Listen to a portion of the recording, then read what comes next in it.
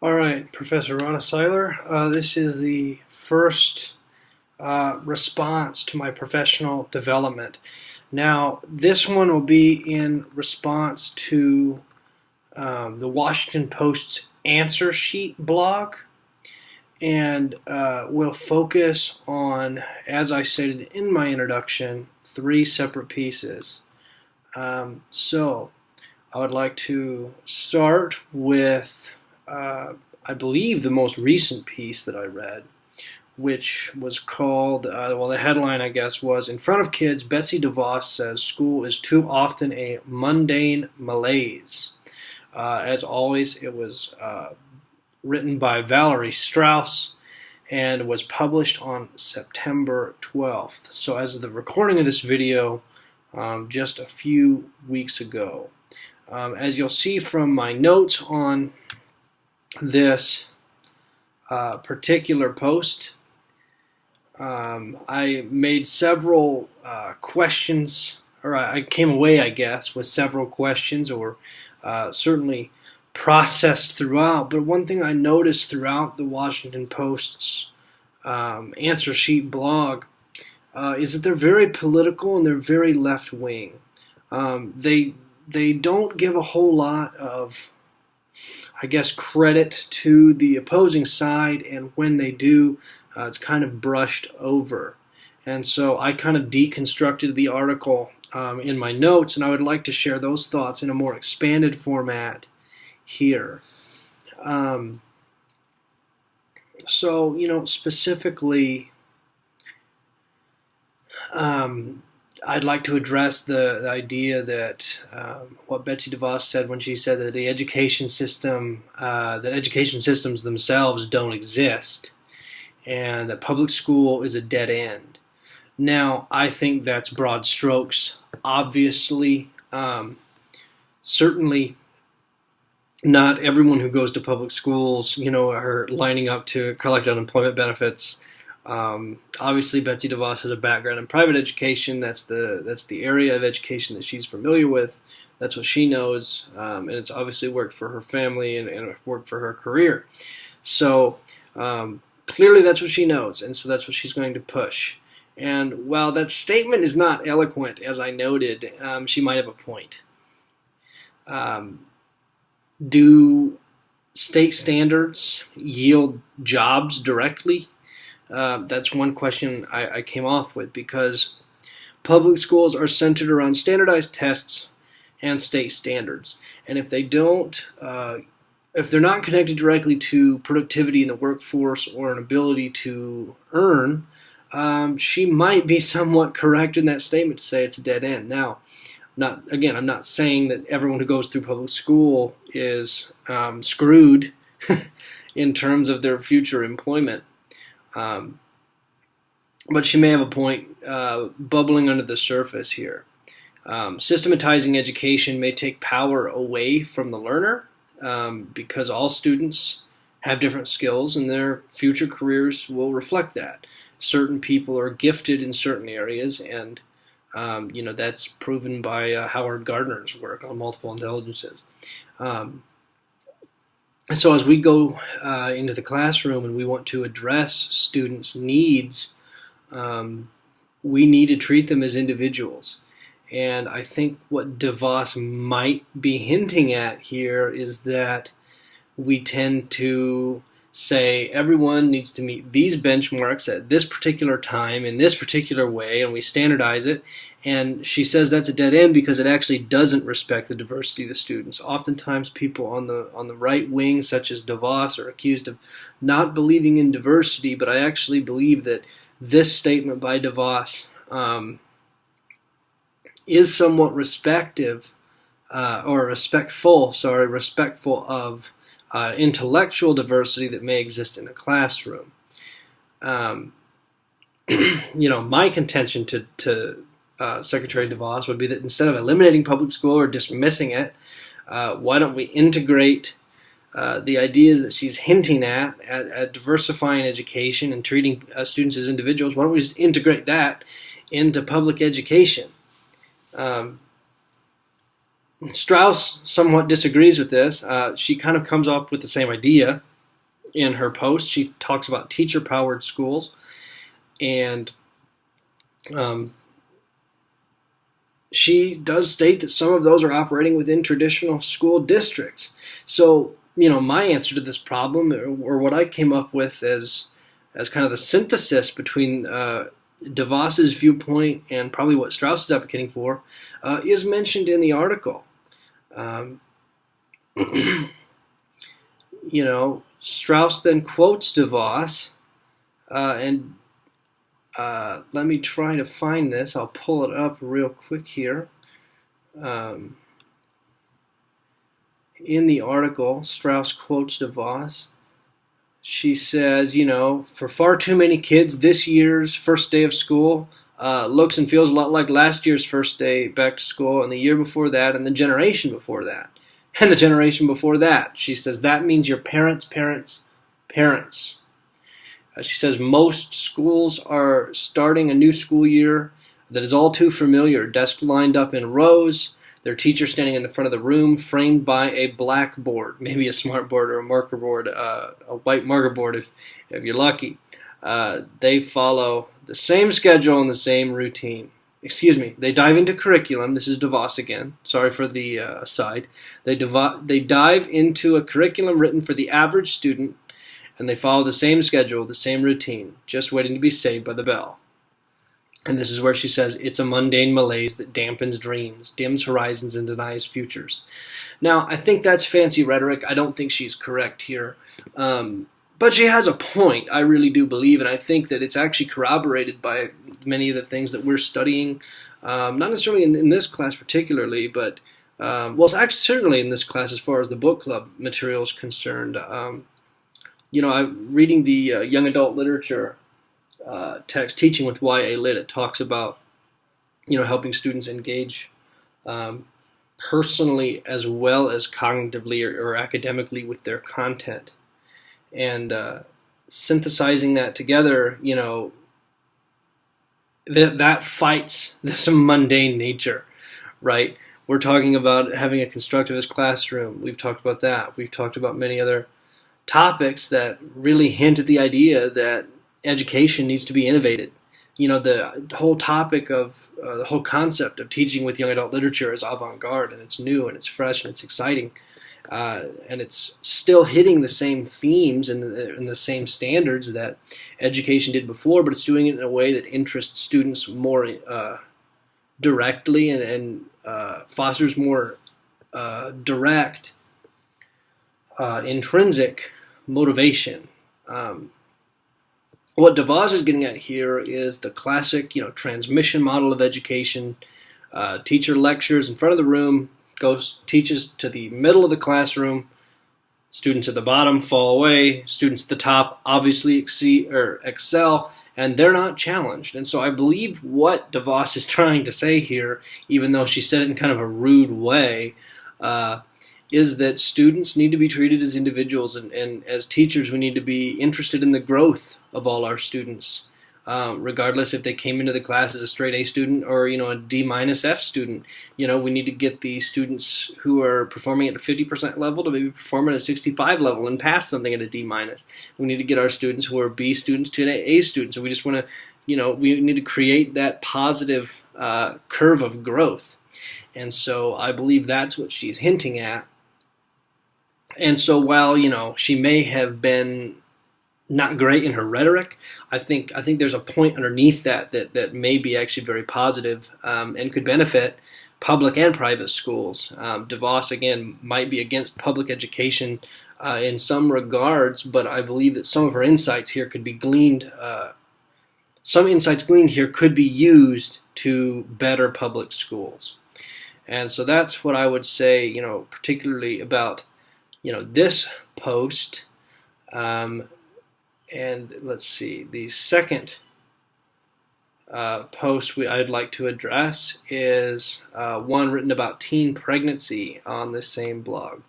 So I'll go ahead and pull that up on the side here, just in case I need to quote from it like I did the last one. And I want to give you the headline again. The headline, or the title, it would be Trump Administration Cuts Funding for Teen Pregnancy Prevention Programs. That's oftentimes abbreviated in the article as TPP.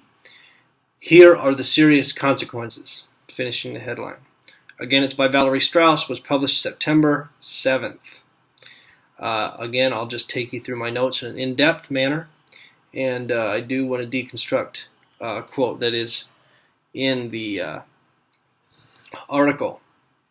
So, as it was introduced by Valerie Strauss, the entry itself, the meat of this blog post was written by Jessica Lander and Carolyn Smith Lynn. They begin with the statistics saying $213.6 million in grants centered on teen pregnancy prevention, or TPP, was cut by the Trump administration, and they claim that it was damaging to communities and wasteful for the country. My first question would just be how, why, and what evidence do those authors have to make that claim? And they say it's wasteful for our country, but then they segue, and for the community as well, damaging to those communities, but they segue to national and international facts. They don't really back that up. The main thing I would like to focus on in close reading this blog is a particular quote. The authors state, "Motherhood remains a leading reason girls cite for dropping out of school. Half of teen moms in the United States live in poverty. This stark reality hurts the young women and their children, but also society at large. Young mothers who lack even a high school diploma, a reported 50% of mothers ages 22 or less, are more likely to find enough work to support their new family. Children born into poverty are at greater risk for health complications and educational delays.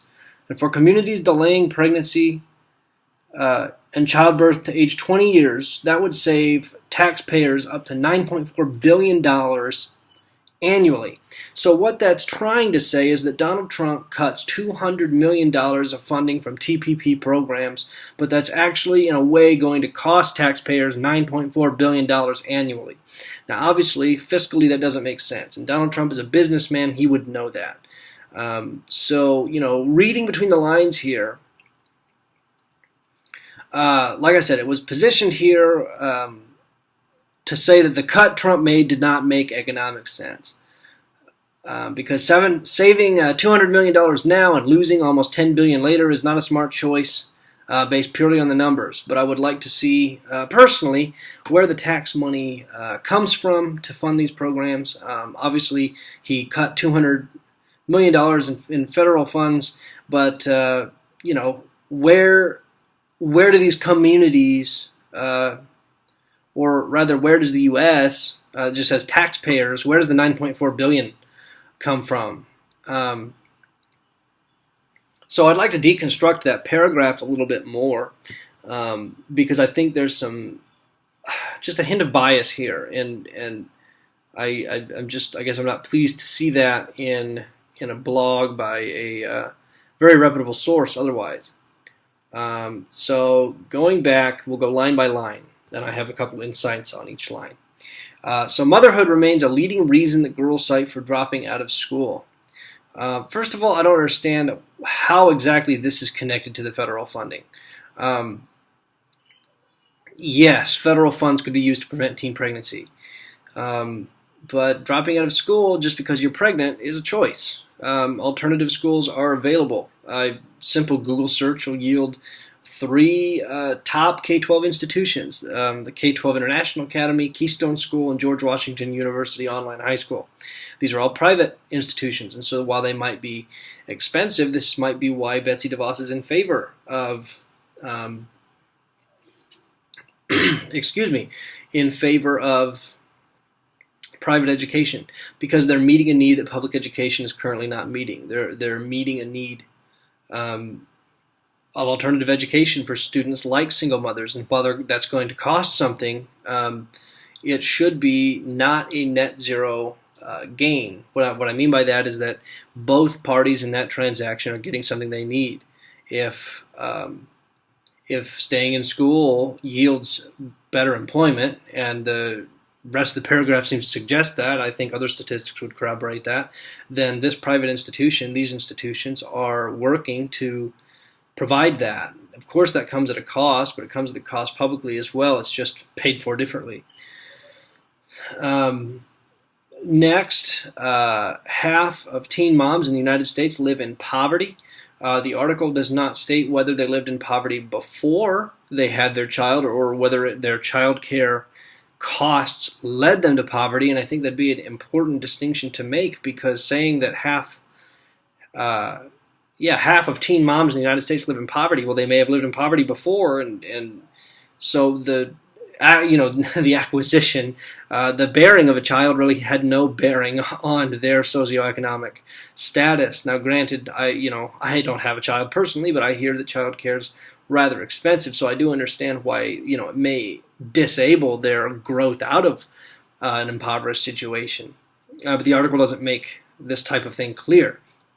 They also don't take into account the fact that adoption is clearly an option for mothers who don't desire to take care of a child in high school.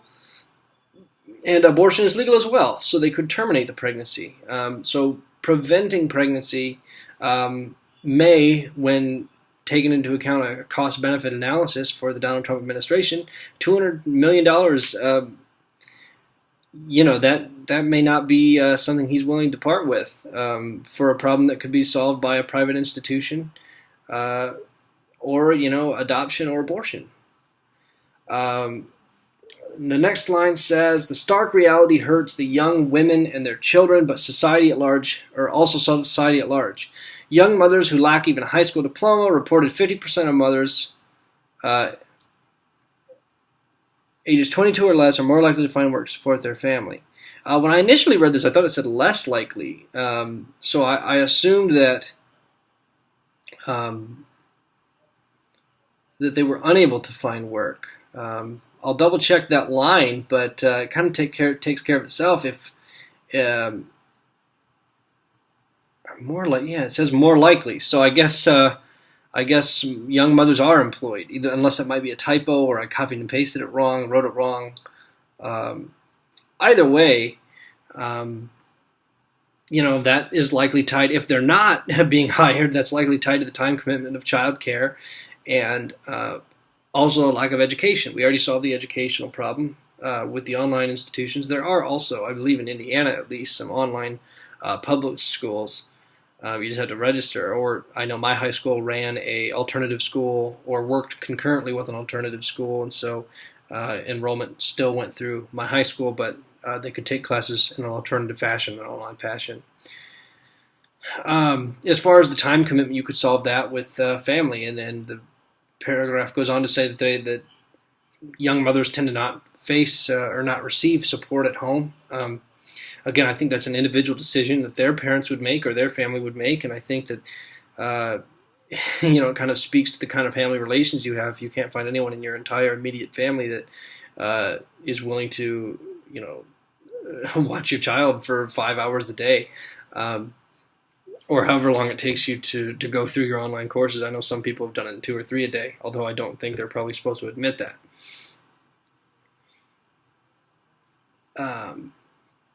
And then it goes on to talk about health risks and the $9.4 billion statistic I cited earlier. I guess that's it for my review of that particular article. Strauss completes it by saying that terminating programs, that Health and Human Services offered the reason that there's no evidence that TPP programs help communities, but she disagrees, offers some evidence, calls it foolish. And she finishes up by saying, we want communities to know what actually works. I believe we do. I believe that the Trump administration believes one set of things work, and I believe liberal administration would disagree. But regardless, I think that some of these issues are solvable by individual decision-making. And,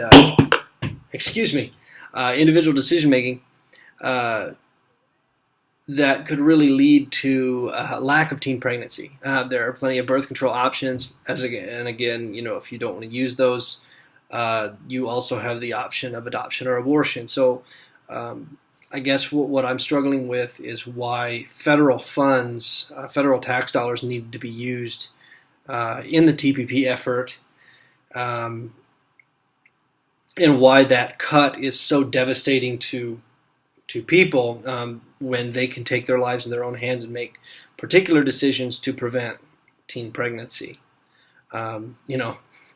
Abstinence is free.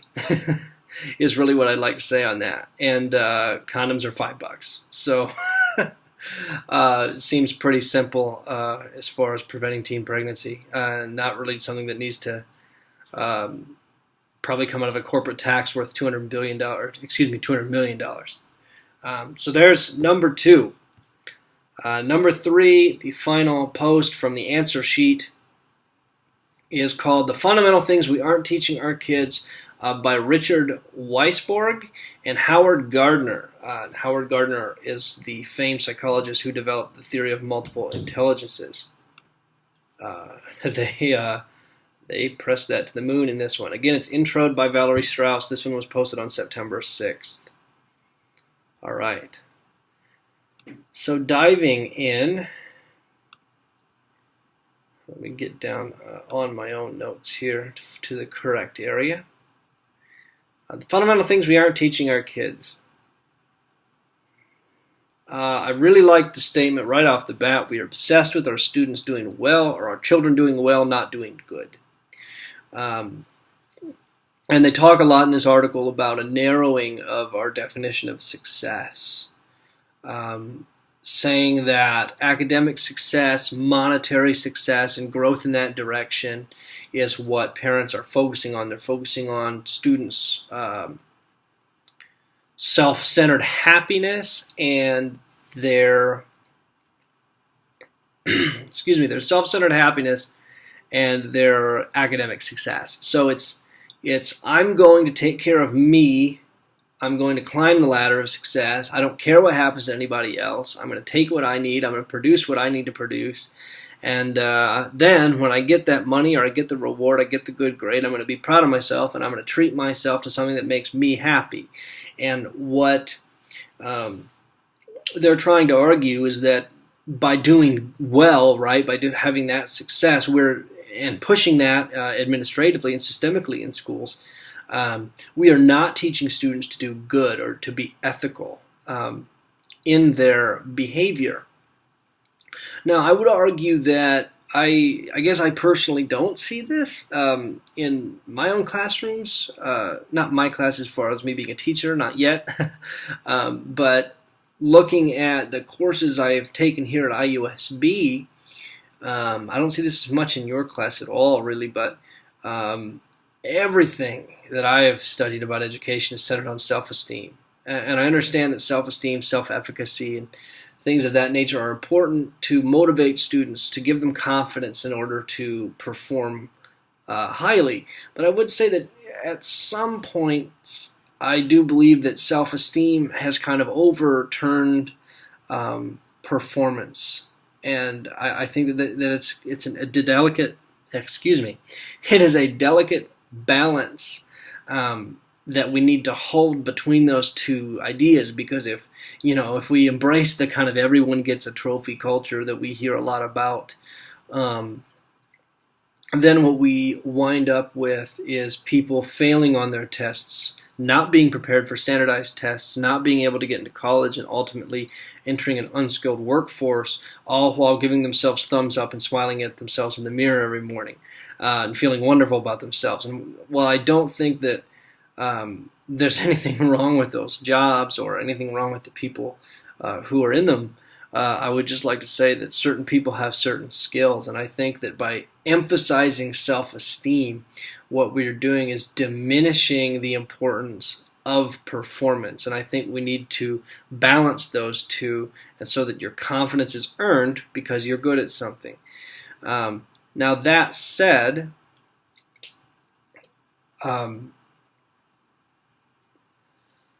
the idea of ethics kind of counteracts a lot of that. And that's what I got in the article And that's what I was trying to point out here, is that when you have a self-centered happiness, as the article says, tied with sheer success and no kindness, you get in a very, very bad place. What I was just outlining is what happens when you get a non-success based mentality of confidence. So having, I guess, the success-driven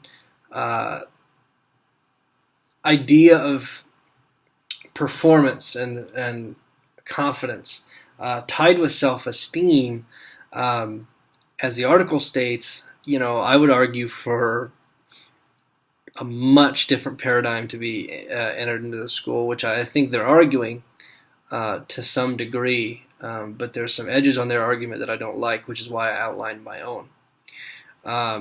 They do say that throughout the history, the primary charge for parents, I believe this is a direct quote, the primary charge for parents and grandparents was to raise good community members and responsible citizens. Similarly, until the last century, the chief mission of most schools and colleges in this country has not been promoting academic achievement, but forming individuals who are respectful and responsible citizens. And so, what I was trying to outline in my argument before was that diminishing the actual academic emphasis of academic institutions, I think, is dangerous, because it's going to lead to unskilled workers and unskilled people who feel great about themselves. What these guys are arguing is that we're obsessed with ourselves and what we produce, and we're diminishing kindness. And I guess to clarify, what I would argue is that we balance our kindness with our actual true measured academic success, and that self-esteem simply enables both the kindness and the hard work that leads to high performance. I also would like to state that I believe that it's a very, very different thing when one, family member, parents or grandparents, emphasize a particular set of beliefs because that's something important to their family, what they believe in, and what happens when an institution starts to embrace an agenda, whether it's something of the religious right or the left.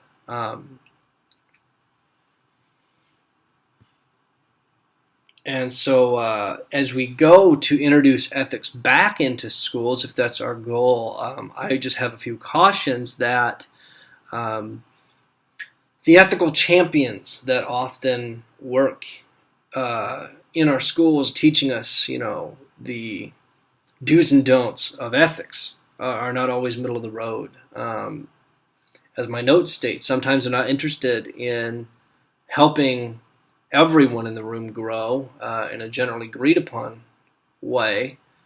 Sometimes they're pushing their own agenda, and like I said, that could be coming from the right or the left politically. And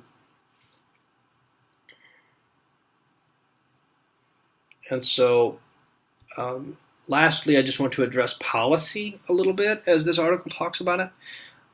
It says day-to-day relationships are key in developing good, positive community members, within our students, or helping our students become those members. And they talk about how what's important in college admissions is not anymore a long list of accomplishments, but a meaningful intellectual and ethical engagement. And so that's very positive and very in line with what my argument was earlier, into saying that intellectual engagement must meet ethical engagement, and that's where self-esteem then comes from, or that's what self-esteem enables. What I don't understand is why we're making, the article kind of hints at the idea that we're making sweeping changes to policy, not just, including ethical engagement into the performance-based criteria that helps people enter college, but we're actually just looking for engagement. We're not looking for academic excellence, we're looking for academic engagement. And what I was going to say is that changing policy doesn't necessarily change people's ethics. It may in some, but your heart is going to remain in the same place regardless of how a college is going to allow you to be accepted to their programs. Yeah, so simply I'd like to push for an increase in ethics without major policy changes, because what I have learned about education is that what happens when something new and avant-garde and exciting and honestly usually correct comes out as far as research or even cultural trends, people tend to really push that to the moon, and they really put the rocket boots on, and everyone's super excited about it, but they don't see the consequences till later. And then it's one movement after another. And instead, I would advocate for a more slow-paced, growth-based model where we are trying to integrate new ideas from research and new ideas from experience into the old ideas that seem to have already worked. So instead of changing policy in a sweeping manner, we would just increase our, in the context of this article, our teachings on ethics in the classroom. Or we'll maybe use texts. As far as an English classroom is concerned, we'll use different texts in order to facilitate conversations about ethics. That's personally how I would do it, how I would advocate it.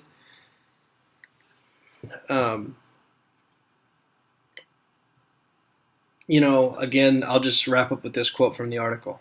Parents, as a start, rather than telling their children that the most important thing that you do well in school, or the most important thing is that you do well in school and are happy, they might say the most important thing is that you are caring and fair. Again, I contend, let's not eliminate performance standards. Let's just push them to academic excellence while also being caring and fair.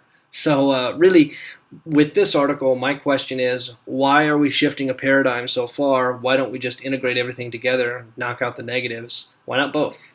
Why not kindness and excellence? Thank you. I hope you enjoyed the reflection on the answer sheet posts from the Washington Post.